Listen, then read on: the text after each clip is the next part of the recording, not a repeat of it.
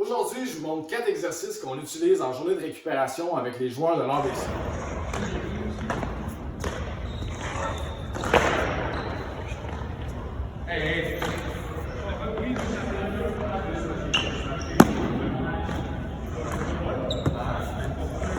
Donc, vous venez voir les 4 exercices. Maintenant, on va les regarder un après l'autre de plus près. Le premier, on avait l'élastique ici qu'on avait autour de l'épaule. Si vous n'avez pas d'élastique, c'est pas grave. On peut juste se mettre comme ça. On veut tourner autour de notre jambe avant. Donc, qu'est-ce qui est important avec ça? C'est de comprendre qu'on va pivoter autour de la jambe qui est ici avec notre hanche, puis ensuite, on va pivoter autour de notre colonne vertébrale. Ça, c'est un des mouvements qu'on fait quand on lance. C'est plutôt difficile à comprendre, donc c'est pour ça qu'on le fait sans balle, puis en petite amplitude de mouvement. Le deuxième exercice que vous avez vu, c'est avec un poteau comme ça ici, où est-ce qu'on se tient. Puis on a un C inversé en arrière, où est-ce qu'on apprend à aller engager notre chaîne postérieure, qui est des plus gros muscles.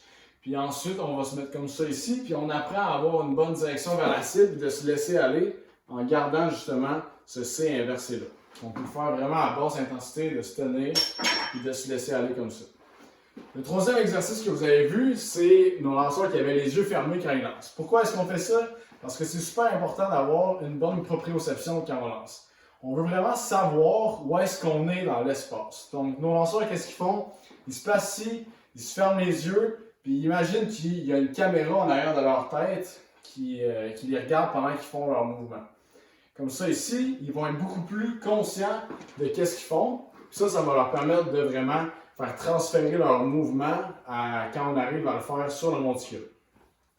Le dernier exercice sur lequel on a regardé notre joueur, c'est au mur comme ça ici, où est-ce qu'on avait notre partner qui était en train de descendre à 45 degrés au mur.